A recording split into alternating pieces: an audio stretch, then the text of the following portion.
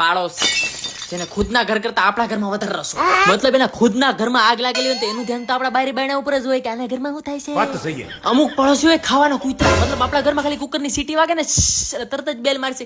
આજે તમે શું બનાવ્યું છે જમવામાં? બહુ મસ્ત સ્મેલ આવે છે. આવે જ ને, અમે ઘરે બનાવીને ખાઈ છીએ. તારી જેમ બહાર ને માગી નથી ખાતા કૂતરી ઉખડી હાલી.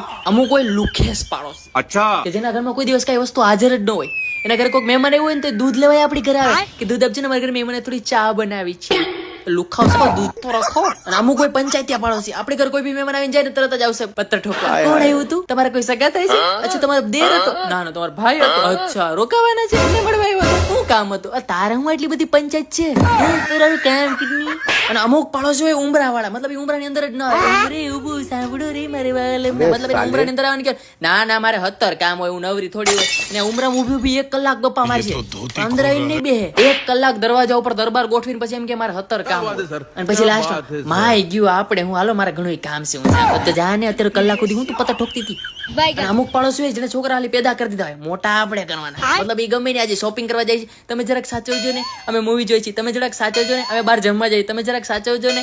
મતલબ પછી તેમ કે અમે હંગવા જઈએ, જરાક તમે સાચવજો ને. મતલબ એના બારી બારના ચપ્પલ ચાવી બચ્ચા બધાનું ધ્યાન આપણે રાખવાનું. કારણ પેદા આપણી હાટું કર્યા હોય. અમુક કોઈ નહીં તમારા પાડોશી, મતલબ એને બિલ્ડિંગમાં હું વાલે સોસાયટીમાં હું વાલે કઈ લેવા દેવા ન હોય. આપણી સોસાયટી મર્ડર થઈ ગયું હોય તો એને ખબર જ ન હોય. ઈ એનો રૂમ દરવાજો બંધ કરીને હું ખબર આમ જણા હું સમજ રહ્યો.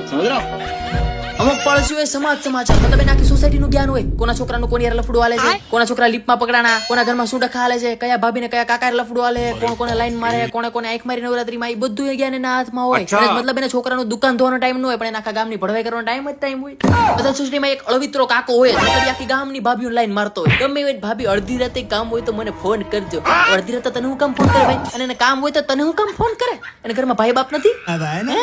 અને સૌથી ખતરનાક હોય ને તો કામચોર આંટી, મતલબ ગમે ત્યારે આપણે ઘરે આવશે, બેટા તું જરાક બહાર જવાનો છે, આપણે કઈ કેમ જરાક છાશ લેતે છે, જરાક દૂધ લેતે છે, જરાક દહીં લેતે ને, ફળાલો ઢીકડું પૂછડું આળહુડીના પેટની આથી ક્યાંક જા પાડા જેવી થઈ હો ખાઈ પાછા આપણે આવીને એમ કે મારા ઘરમાં તો મારો છોકરો મારું માનતા નહીં, એટલે બેટા તને કહું છું તું કોઈ દિવસ મને ના જ ન પાડે ના, તો અમારે હું તને હાવ પાડી દેવાનું મન થાય.